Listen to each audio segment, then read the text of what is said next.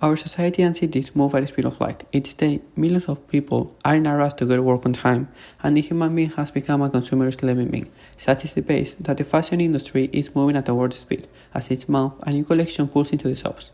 Not only are they cheaply priced, but also they get into the stores and online as quick as a flash. But how do these speedy distributions affect our environment? Nowadays, the humankind prioritizes profit over sustainability. Each day, thousands of people come to this crowd shopping the street. Probably the products they are going to buy will be used as a replacement. In addition, it's a well-known fact that every item we purchase has a limited useful life. All this causes a linear economy. Apart from that, it shouldn't happen to cut our glimpse of the place of origin of our purchase. We will realize that the most of them have been manufactured on the other part of the globe.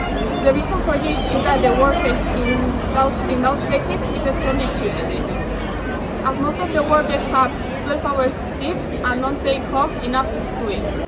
Likewise, our need to have everything we buy at the lowest price and in the shortest time possible leads to the creating of large multinationals, and this one destroys our local shops.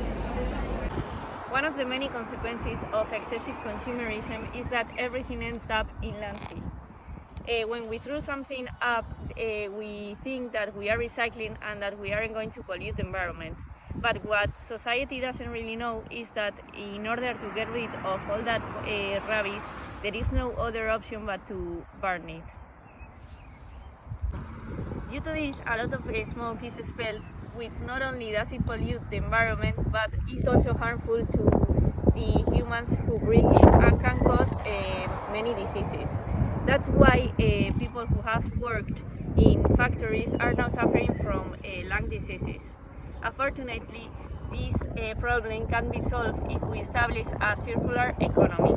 We see consumerism as a very serious problem that needs to be solved as soon as possible. That's why we have thought of several things that we can all do to put an end to this problem. For example, in the Basque Country, we are trying to raise awareness by inviting people to buy local products. To do so, a new label has been created, especially for the product that has been produced in the near surroundings. Those products can be found, for example, in this market, which is called El Mercado de la Ribera. For example, this is a product that has the Eusko label. Having suggested several solutions, we have arrived to the end of the video. We strongly suggest that you can carry them out so that we can create a better planet with a better future. And remember, there's no planet B.